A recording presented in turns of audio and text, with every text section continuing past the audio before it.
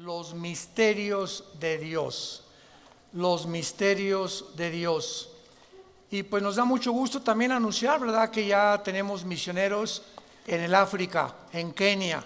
Les mandamos un saludo a Jonathan y a su esposa y a sus dos pequeños. Ahora que regresaron hace un mes y medio al África, encontraron la iglesia destruida por los musulmanes.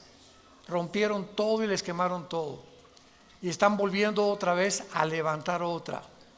Así que imagínense ustedes en qué circunstancias se encuentra esta familia tan valiente y quieren después irse a Somalia.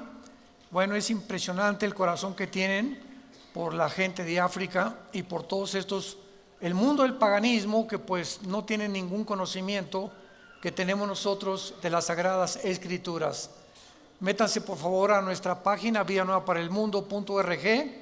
Ahí está la dirección de ellos, mándenles correos, hoy les felicitamos, estamos con ustedes, somos la familia Díaz, la familia como Rodríguez, tenemos conocimiento que forman ya parte de Villanueva para el Mundo, para que los podamos animar.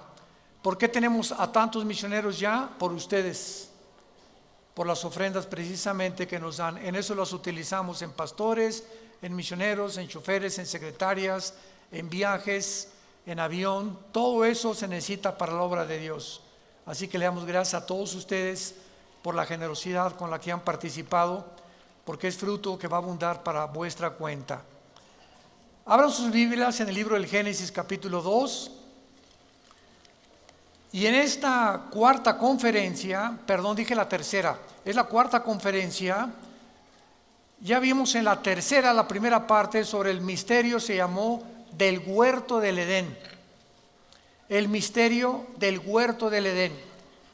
Y cuando venimos a la Biblia, pues encontramos misterios que tal vez tú ya has leído muchas veces, o versículos, o libros, y que el año que entra lo vuelves a leer y vuelves a encontrar en lo que tú creías que ya habías leído, cosas que el Espíritu Santo no te iluminó hace 6 meses o el año pasado.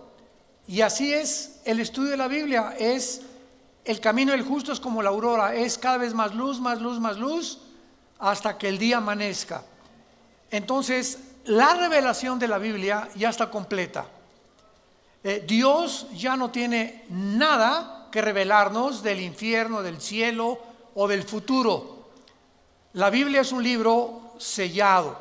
Así termina el Apocalipsis, nadie le puede agregar ya nada, ni le puede nadie quitar nada. Entonces, ahora ya no necesitamos más revelaciones, sino iluminación en lo que ya está revelado. ¿Me van siguiendo? Entonces necesitamos luz, que el Espíritu Santo es la oración que hacía a la iglesia de Éfeso el apóstol Pablo, alumbrando los ojos de vuestro entendimiento, para que sepáis la esperanza a la que Dios nos ha llamado, y cuáles las riquezas de Dios para sus santos, y la supereminente grandeza de su poder, el cual resucitó a Jesucristo entre los muertos. Entonces Pablo oraba porque la iglesia de Éfeso fuera iluminada y pudieran ver a través de la iluminación del Espíritu Santo las impresionantes riquezas y tesoros escondidos en la palabra de Dios. Por ejemplo, en el versículo 8, para repetir la última conferencia y puedan ustedes entrar en materia, porque ahorita vamos a terminar el misterio del huerto del Edén. En Génesis 2:8 dice la Biblia que Dios plantó un huerto en Edén, y el huerto no es el Edén. El Edén es la zona geográfica. El Edén no sabemos cuántos millas o kilómetros cuadrados tenía, pero dentro de toda esa área que se llamaba el Edén, Dios plantó un huerto ahí, un huerto en el Edén. Dice la Biblia, y puso allí al hombre que había formado. O sea, Dios no formó al hombre en el huerto del Edén, lo formó en el Edén. Y de ahí dice, lo puso. ¿Ya lo se fijaron? No te habías fijado, ¿verdad? Ni yo tampoco. Hasta que comenzamos ya de veras a profundizar. Dios crea al varón en el occidente del Edén. Y el huerto se encontraba en el oriente del Edén. Entonces Dios nos revela la zona geográfica donde puso y colocó al hombre para que en ese círculo, no sé si era bastante grande el huerto, era el lugar donde el hombre iba a pasar la prueba. Ahora bien, la palabra Edén significa tierra de riego en el hebreo, a los que les interese apuntarlo, tierra de riego, y así lo confirma Génesis 13, versículo 10, que era como huerto de riego. Y la palabra huerto es la palabra hebrea gan, con G de gárgara, A de Armando, N de nana, gan, así como suena, y se tradujo jardín o se tradujo huerto. Entonces muchas versiones de la Biblia mencionan el jardín del Edén o el huerto del Edén. Son palabras sinónimas. Y en último lugar vimos también en la última conferencia que había 4 ríos que salían del Edén y que regaban la tierra. Y de estos 4 ríos, geográficamente 3 son localizables, como el Nilo, el Tigris y el Éufrates. Que por ejemplo el Éufrates tiene 2.900 kilómetros de largo, y el Éufrates sale desde Turquía y atraviesa casi todo el Medio Oriente y desemboca en el estrecho de Hormuz o en el Golfo Pérsico. Y sabemos en Apocalipsis capítulo 9, versículo 10 en adelante, que ahí en el río Éufrates se encuentra la zona más grande de maldad del mundo entero. En esa zona geográfica, entre Siria, Irak e Israel, se encuentra una zona de maldad donde 4 ángeles están atados junto al río Éufrates, ángeles caídos esperando ser desatados para la batalla final del Armagedón y la tribulación que describe el Apocalipsis. Ahora bien, esto es muy interesante también, ¿verdad? Porque vemos que estos 4 ángeles, ¿por qué 4? Yo me preguntaba, ¿por qué son 4? Y esto es muy fácil de poder deducir.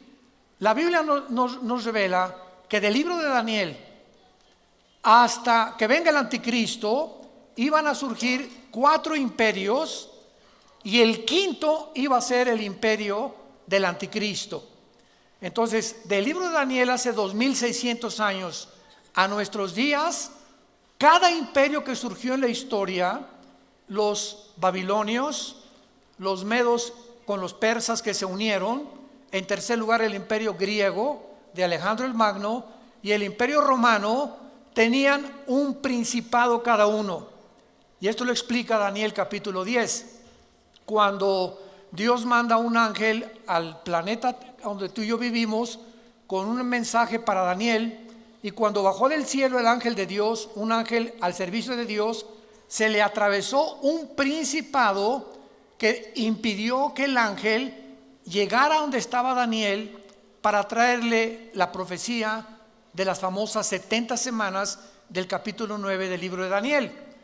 Estuvo tan tremenda la guerra espiritual que Dios tuvo que mandar a Miguel el arcángel para que pudiera librar el espacio y el ángel llegara aquí a la tierra con esta información.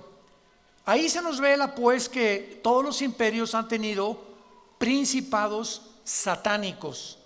Por ejemplo, los babilonios tuvieron uno, los medios persas tuvieron otro, los griegos y los romanos. Y estos 4 ángeles son los 4 ángeles atados que pertenecieron a los principados de los imperios de la historia del pasado. Antes de estos imperios solamente hubo el imperio egipcio y el imperio de los asirios. Entonces, en total tenemos, ¿verdad?, nosotros asirios, egipcios, babilonios, medos persas, griegos y romanos. Y estos 6 imperios que la Biblia nos describe y nos corre las cortinas de la historia han tenido principados satánicos, y estos 6 imperios son descritos en Apocalipsis capítulo 17.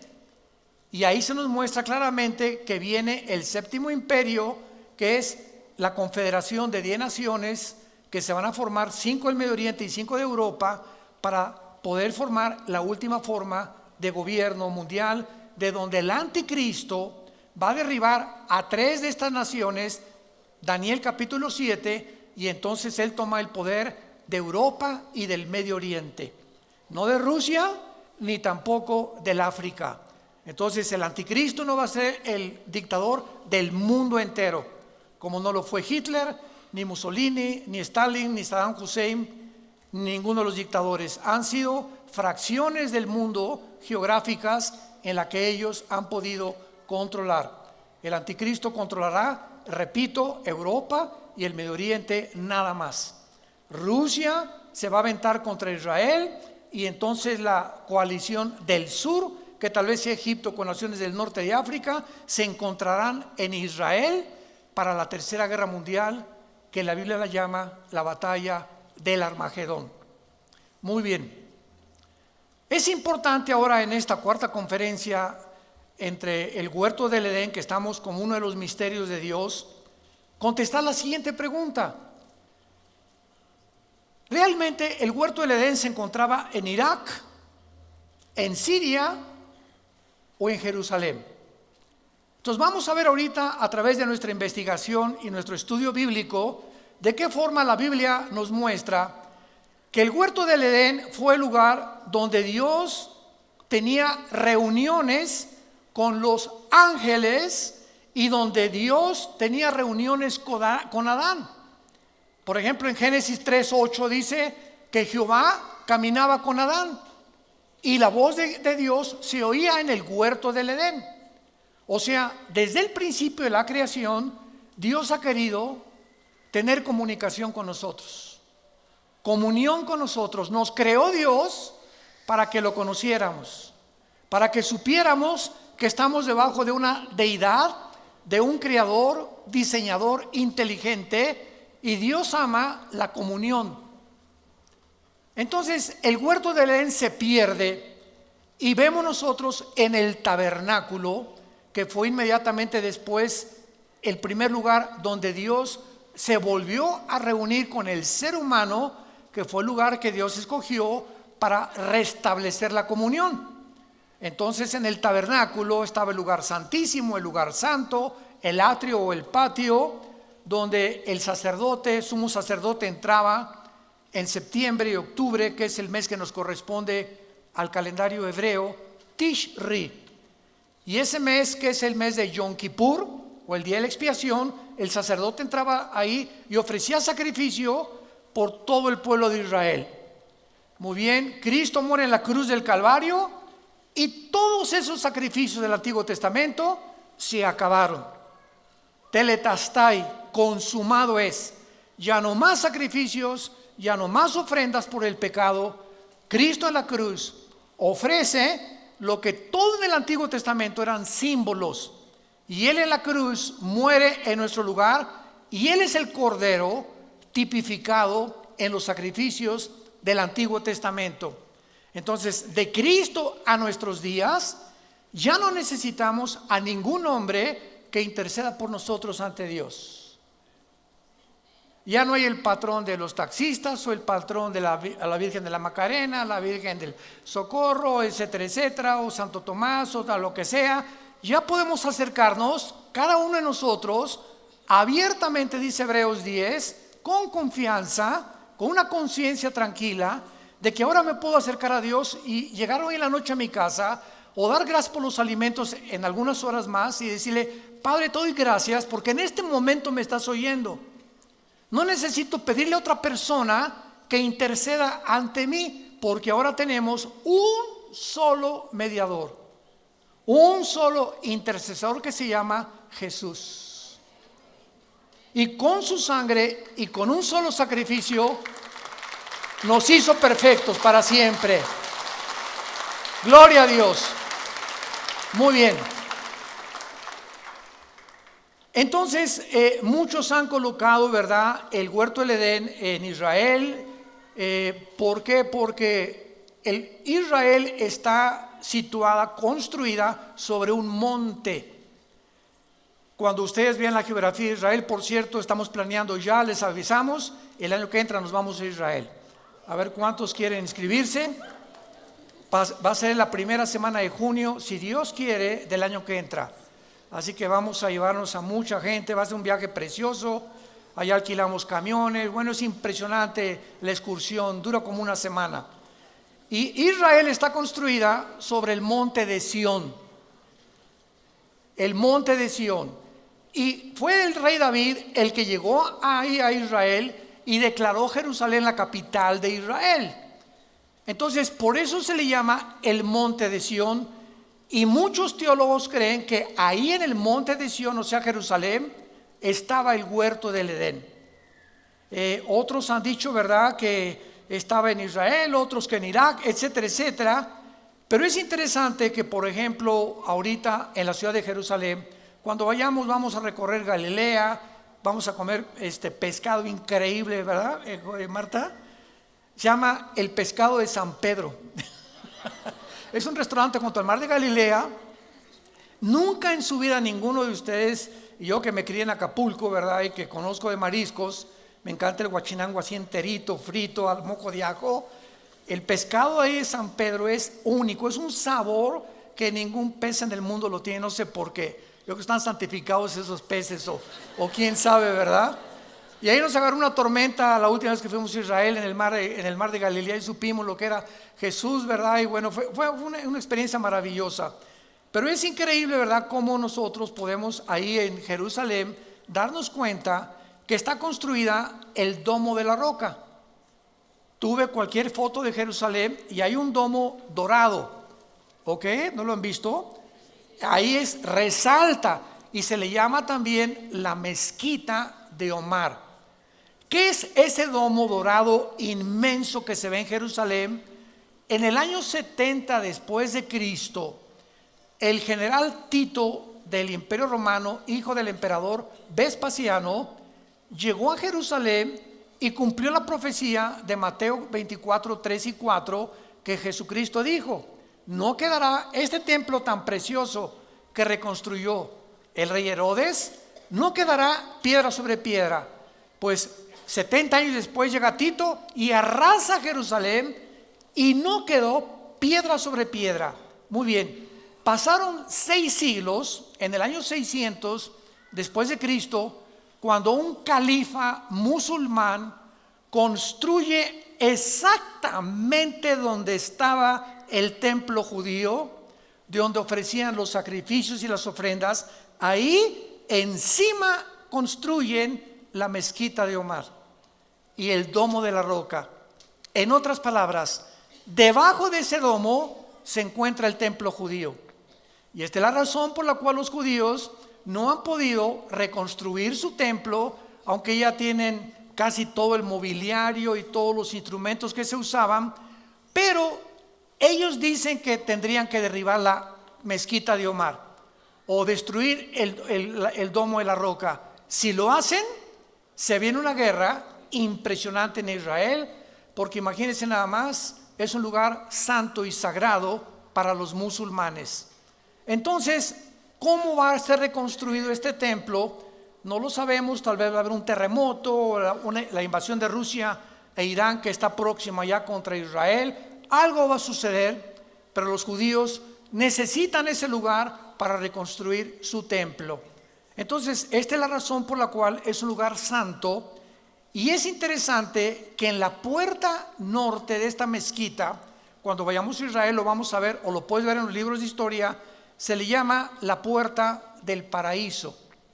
Así le pusieron en árabe, Baj Jiná.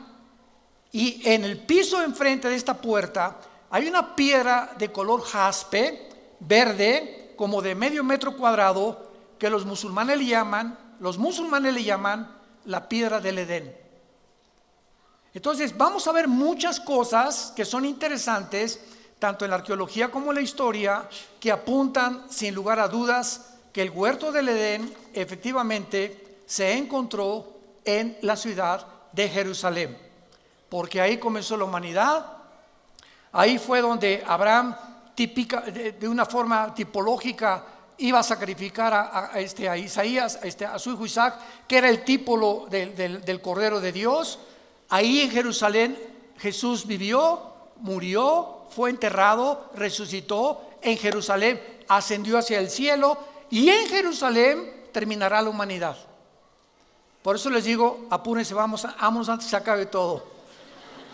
Ahí va a acabar la humanidad, de acuerdo a la Biblia. Zacarías 12, del 2 al 3, dice en Zacarías 12, capítulo 2, versículos 2 y 3, que Jerusalén se va a convertir en una piedra pesada para los pueblos que se congreguen en contra de ella, en el día en que Dios vaya a permitir que las naciones sitien a Jerusalén y venga la guerra del Armagedón, Apocalipsis 16, del 10 en adelante. Muy bien, ahora vamos a ver el terreno espiritual. Sabiendo que la ciudad de Jerusalén, todos estos antecedentes nos van a ayudar a llevar a una conclusión lógica, histórica y teológica. Sabiendo que la ciudad de Jerusalén es el centro del conflicto espiritual de los siglos, es lógico que ahí se lleve la tercera guerra mundial, la batalla del Armagedón. Veamos algunos pasajes en la Biblia, por ejemplo en el libro de Joel. Joel capítulo 3, versículos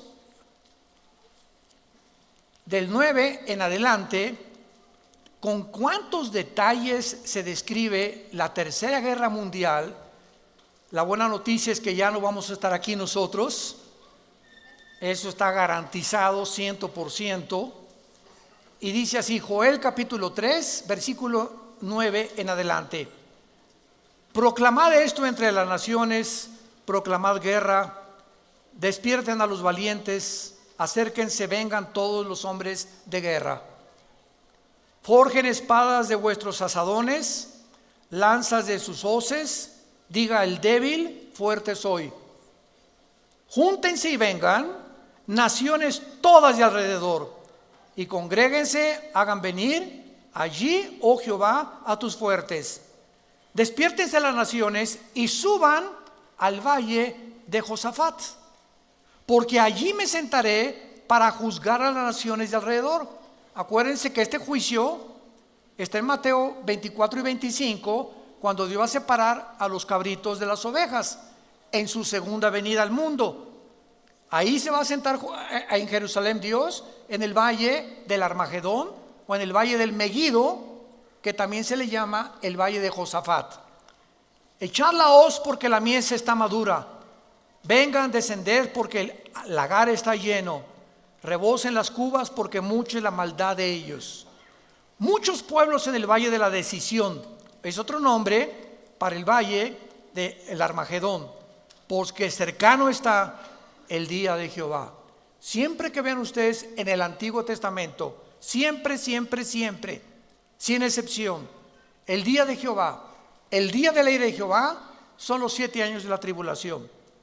Es el día futuro donde Dios juzgará finalmente a Israel y donde el mundo, si Jesucristo no regresa, estaríamos a punto de autoextinguirnos, de autodestruirnos. El sol y la luna, versículo 15, se oscurecerán y las estrellas retraerán su resplandor. Y Jehová rugirá desde Sión, o sea, desde Jerusalén, y dará su voz desde Jerusalén.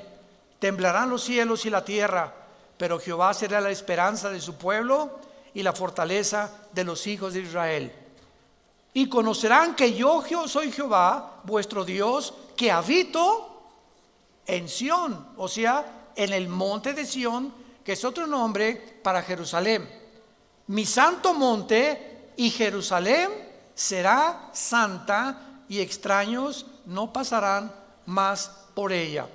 Vemos pues claramente el lugar geográfico que Dios ha determinado, donde se van a reunir todas las naciones del mundo. Van a venir los chinos del Medio Oriente, tal vez con Corea del Norte o con Filipinas y Tailandia, naciones del Medio Oriente. Van a venir del sur, con países africanos, tal vez Libia, Sudán, Marruecos, etcétera, etcétera. Europa, el anticristo va alarmado a juntarse ahí también con su ejército, y ahí será el momento en el que Jesucristo descienda antes que nos acabemos todos en la tercera guerra mundial.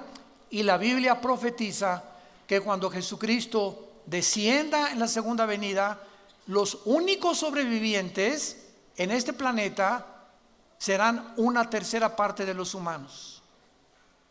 Cuando Jesucristo regrese, solo una tercera parte sobrevivirá a las guerras antes de la Tercera Guerra Mundial. Ahorita la próxima guerra que la Biblia profetiza es Irán atacando a Israel.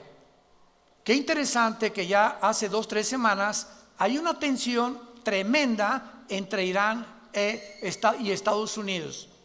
El presidente Trump ya les avisó, ¿verdad? No los van a amenazar. El Ayatollah Khomeini Rouhani, el presidente de Irán, acaba de declarar que ellos no van a soportar ni a tolerar más presiones económicas que ya ahorita dictaminó el gobierno norteamericano contra Irán para poder bajarle 3 rayitas al buque petrolero que en el Golfo Pérsico hace una semana le hicieron un boquete tremendo los iraníes, y que no lo pueden permitir por ser aguas internacionales donde fluye casi el 35% del petróleo al occidente, y Estados Unidos dijo no lo podemos seguir permitiendo que se apoderen del Golfo Pérsico, porque si lo cierra Irán, que es la frontera con Irán, el Golfo Pérsico afecta al mundo entero, el petróleo se va a $500 tal vez por barril, viene una economía desastrosa en el mundo, y todo por ese lugar geográfico donde Estados Unidos ya mandó un portaaviones y aviones y barcos de guerra con los nuevos aviones F-35, ya no son los F-21, y donde están tratando de evitar que esta profecía se cumpla, pero se va a cumplir de todas maneras, porque de acuerdo a la Biblia, Estados Unidos va a pasar a segundo y tercer plano en su supremacía política, económica y militar.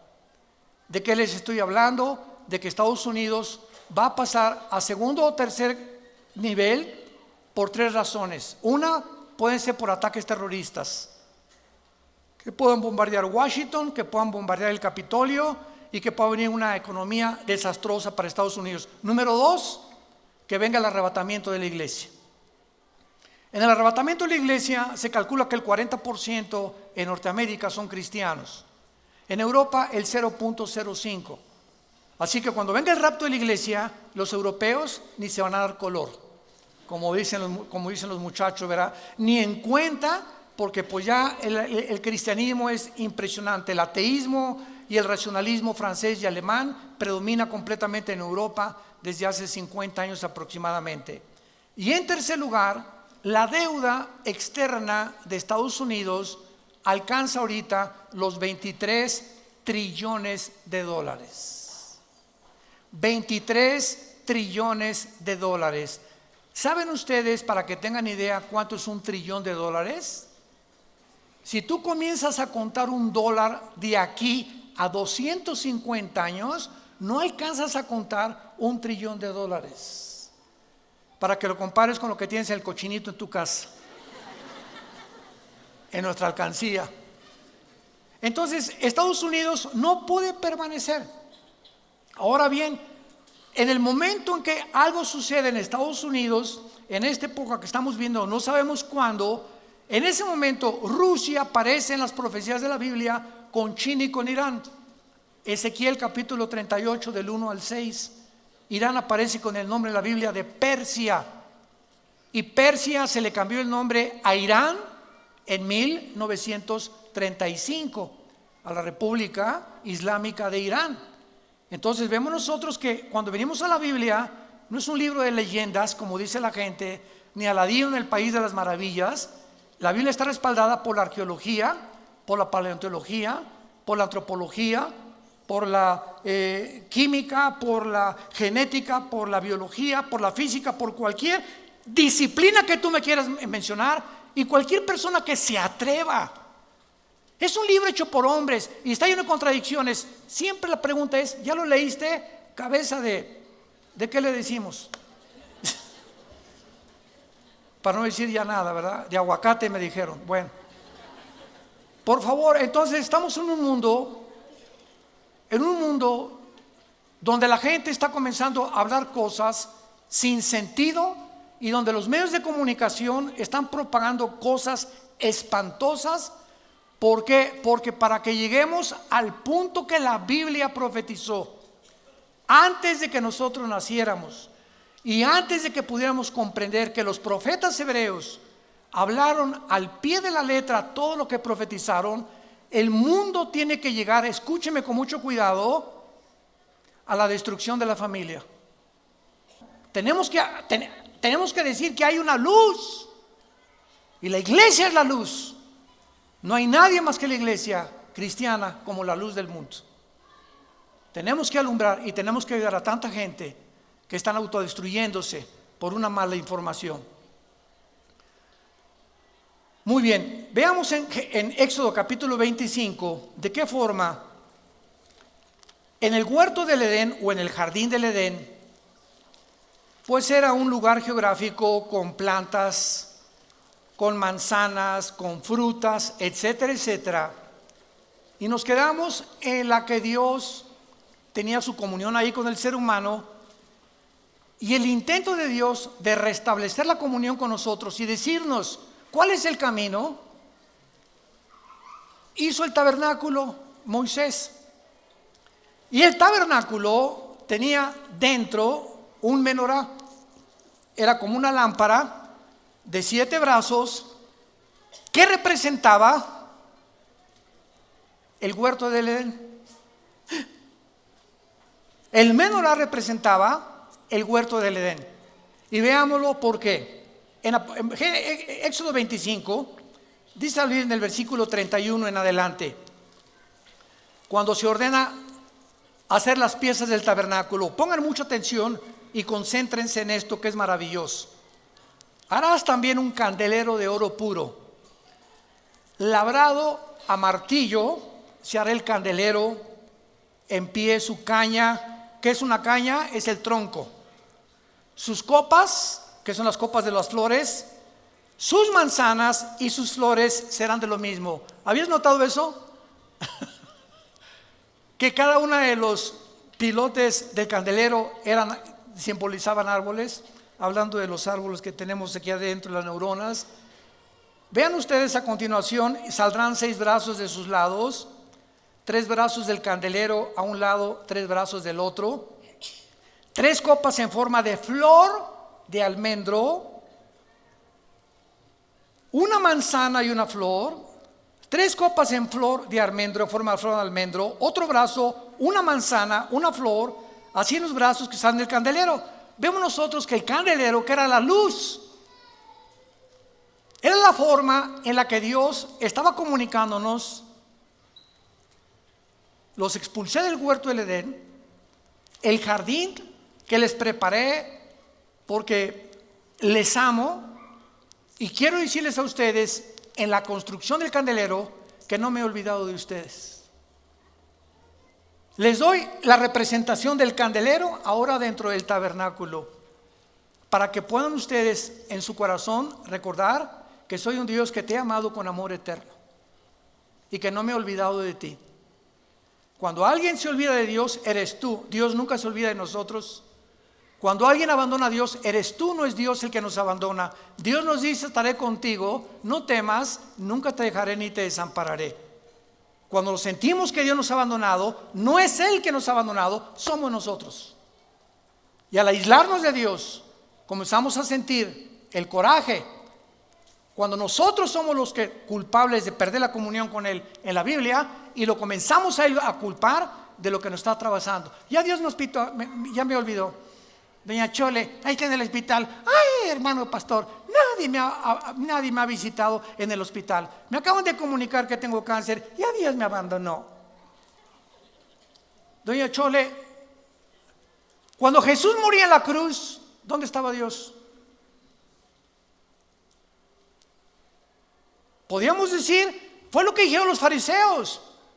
¿Cómo es posible, y los griegos, que este hombre se diga hijo de Dios? Si fuera hijo de Dios, Dios haría algo por él. Sin embargo, detrás de esa cruz y de ese sacrificio y de ese guiñapo humano en el que el Hijo de Dios se convirtió, se encontraba la sabiduría de Dios, el poder y el amor de Dios. Pero ¿cómo se podría interpretar así cuando un hombre ensangrentado moría en la cruz? Porque los pensamientos de Dios no son nuestros pensamientos, ni sus caminos son nuestros caminos.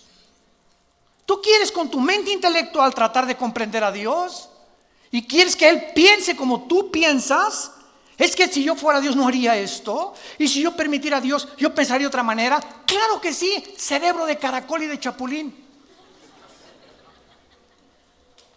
Esa es la soberbia intelectual que nos hace bajar a Dios y colocarlo en el banquillo de los acusados y convertirnos en abogados acusadores, en fiscales de Dios.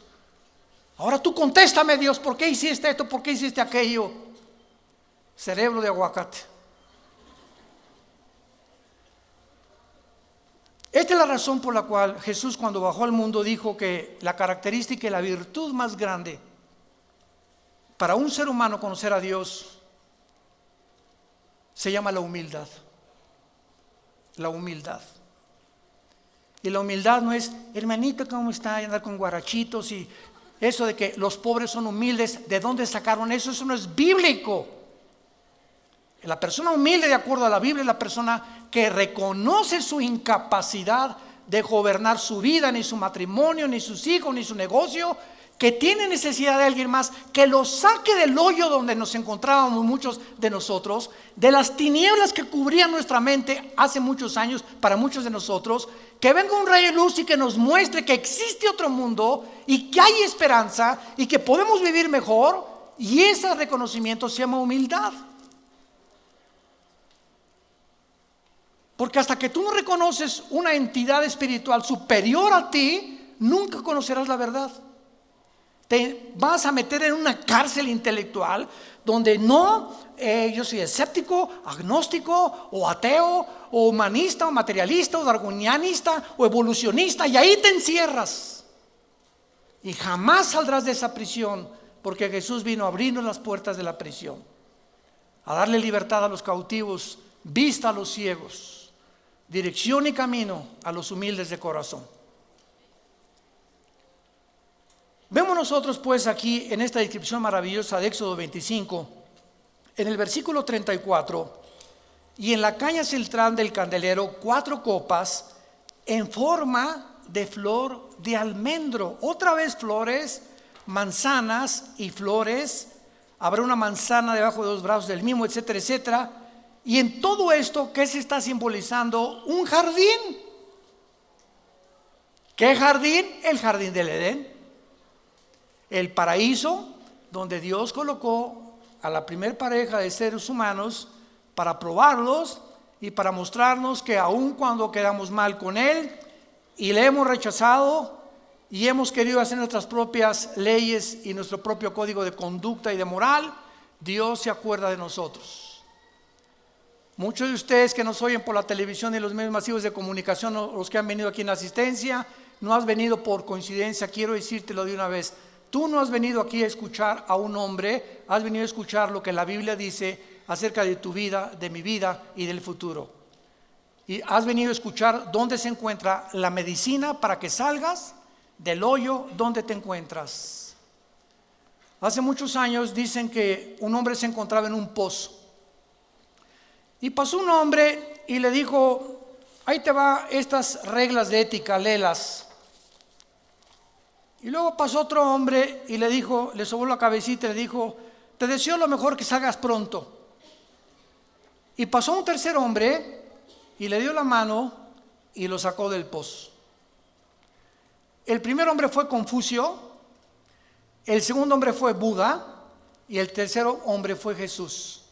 De todos los líderes religiosos que ha habido en el pasado, Él es el único que nos vino a sacar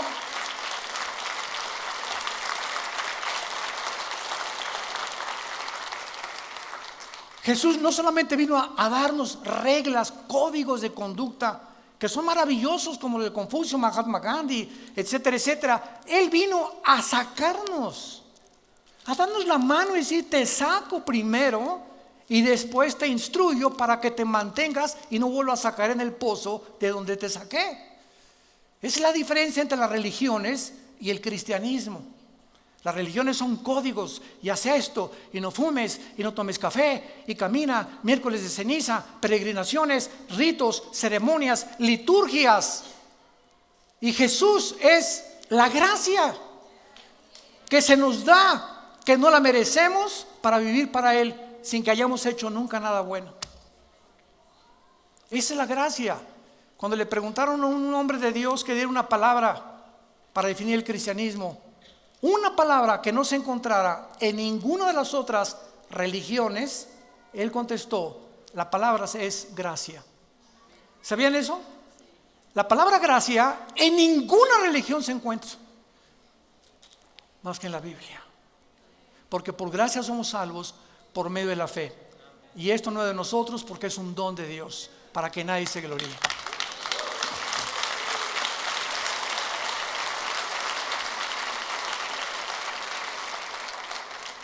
Ahora, veamos la supremacía de Jerusalén en la Biblia también y a través de la historia, y pensemos seriamente en esto. ¿Por qué Dios declara en la Biblia a Jerusalén el centro de las naciones? En otras palabras, la Biblia declara el ombligo de las naciones a Jerusalén, así como el lugar donde Dios dijo que su nombre no iba a estar en Metepec, sino en Jerusalén. Su nombre ahora está en nosotros, los que seguimos a Jesús. Pero geográficamente, la Biblia, vayamos rápidamente a Ezequiel capítulo 5, versículo 5, y vean esta maravillosa revelación que Dios deja en la Biblia escrita acerca de la importancia de Jerusalén en medio de todas las naciones de la tierra. Dice Ezequiel 5, versículo 5, así ha dicho Jehová, el Señor, esta es Jerusalén, y la puse en medio de las naciones alrededor de ella. Por favor, apunten la palabra en medio en el hebreo, que es la palabra tawech. T de tío, A de Armando, W, E de Enrique, CH, tawech, que significa ombligo en el hebreo. Ahí claramente Dios nos muestra que Jerusalén es el ombligo o el centro de todo lo que Él ha hecho a través de toda la historia. Y además, vayamos rápidamente al libro de Apocalipsis, al final de la Biblia, en el capítulo 22, nos revela, al acabar la Biblia, un huerto del Edén establecido al final de los tiempos otra vez. En otras palabras, lo que el hombre fracasó al principio de la humanidad en el libro del Génesis, la Biblia termina todos nosotros regresando con nuestra Eva y ustedes con su Adán. ¿Arroz? A ver si es cierto, dicen algunos, ¿no?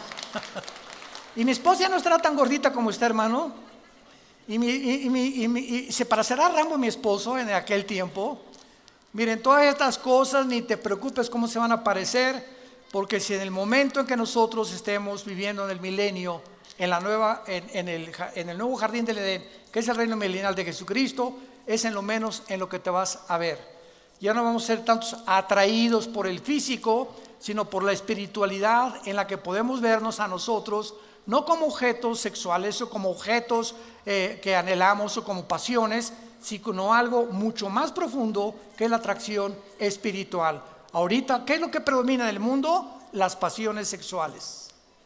Y todo el relajo que estamos viendo y toda la confusión que hay en el mundo son solamente seres humanos, hombres y mujeres, donde le han abierto la jaula a su vida interior, han dejado que el león que traemos, el monstruo que traemos, salga de nosotros y lo único que veamos es sexo. Sexo, es nada más sexo. Ya no importa tener hijos, ¿verdad? No me importa no tener hijos, sino simplemente es que es el nuevo amor. Cuando ni siquiera la palabra amor se puede definir por los seres humanos. Porque en 1 Juan capítulo 4 dice la Biblia que Dios es amor. Pero ese amor de Dios no es el amor eros, no es el amor fileos, es el amor ágape, que es el amor incondicional, sacrificial, que respeta nuestro género. Qué tremenda, qué cosa más tremenda, ¿no? Y ya no oímos en la televisión, pues es que nos amamos. no saben ni lo que es, no saben lo que estás diciendo. No definen por el amor. Pues la atracción se parece a Travolta, yo me parezco a otro artista de televisión, ¿verdad? Y pues somos atraídos o mujeres. Entonces es la confusión que vivimos, porque ya no sabemos ni qué estamos por lo que siendo atraídos, ni por qué a fuerza interior nos está robando nuestra identidad, porque vivimos en ese mundo de confusión. Y veamos nosotros al final de la historia, en el capítulo 22 del Apocalipsis, versículo 1 al 3, ¿cómo termina la Biblia? Después me mostró un río limpio de agua de vida, resplandeciente como cristal, que salía del trono de Dios y del Cordero. En medio de la calle de la ciudad, y a uno y otro lado del río, estaba, ¿qué? ¿Y en dónde se habla del árbol de la vida? En Génesis capítulo 2, que es el símbolo de Jesús.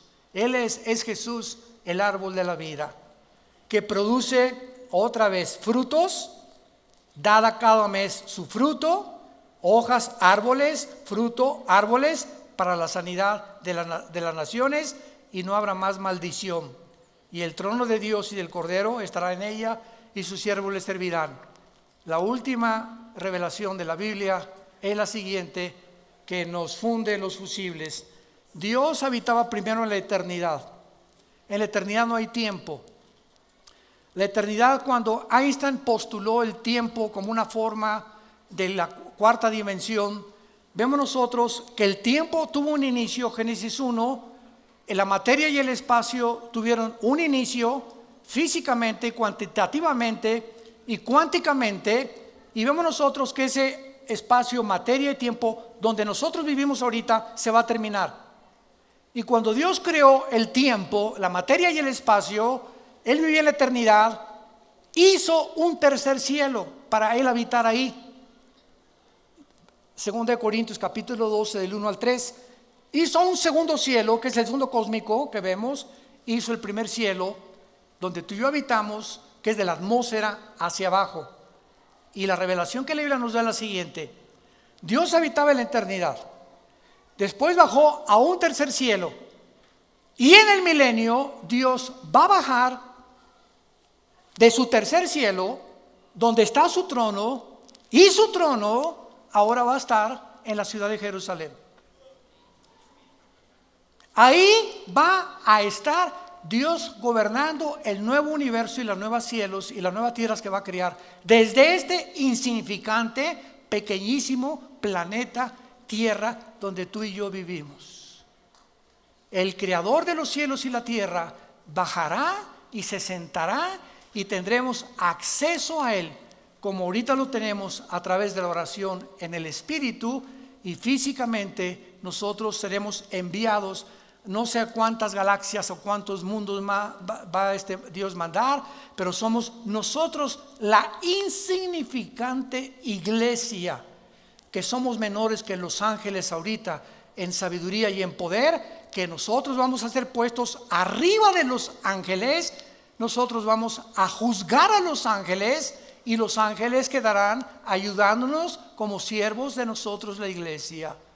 Esta es la posición y es la esperanza y el futuro que Dios nos promete en su palabra, para que no pierda la esperanza a la que fuimos llamados hasta el final de tu vida. Tu fe y mi fe no es en vano. No es en vano haber confiado en el Hijo de Dios, en el único que nos ha dicho: yo soy el camino, la verdad y la vida. Síguelo hasta el final de tu vida. No desmayes, no te desanimes, levanta tus alas como las águilas, porque Él te dará nuevas fuerzas. Y si tú has venido en este momento desanimado, desilusionado de tantas cosas, el mundo, en el basurero que nos rodea, porque el mundo está oliendo ya a putrefacción, ya por todos huele a putrefacción, ya amenazas de guerra en la economía, moral, degeneración, perversiones. Esto se va a acabar pronto. Él viene por nosotros, y en ese día sabrás que valió la pena confiar en el Hijo de Dios. No quisieran muchos de ustedes venir en esta mañana a la cruz de Jesucristo. Te damos gracias, Señor, en esta mañana por tu palabra. porque nos manda, Señor, que podamos nosotros en nuestro entendimiento fijarlo ya claramente y esperar por completo en la gracia que se nos traerá cuando Jesucristo sea manifestado. Aquel varón que bajó del cielo a este mundo, que fue crucificado, muerto, enterrado y resucitado a los 3 días, vive y quiere entrar a tu vida en esta mañana, en la que Él a través de la Biblia te menciona que te ama, que no quiere tu condenación, que puede transformar tus pensamientos y te puede devolver tu identidad, que muchos han perdido, porque es el propósito satánico robarnos nuestra identidad. Oh Dios, gracias por haber bajado a tendernos la mano y a morir por nosotros en una cruz. Y si alguna persona quiere en este momento recibir a Jesucristo como su Señor y Salvador, para que Él entre a tu vida y te ilumine y amplíe tu comprensión del mundo invisible espiritual que nos rodea, y no camines ya en tanta confusión, en tantas opiniones de hombres como tú y como yo, que no tienen la verdad, ni tampoco la medicina, solo la tiene el Hijo de Dios, porque su sangre nos limpia de todo pecado. Y si tus pecados hoy fueran como el carbón, y tú me digas, he abortado 8 niños, he matado 50 personas, convertí mi género en otro género, estoy negando mi sexualidad, no importa lo que tú hayas hecho, en la sangre de Cristo verás el milagro de ser transformado en una nueva criatura, y las cosas viejas quedarán atrás y descubrirás que Él vive por los siglos de los siglos, en quien oramos y te damos las gracias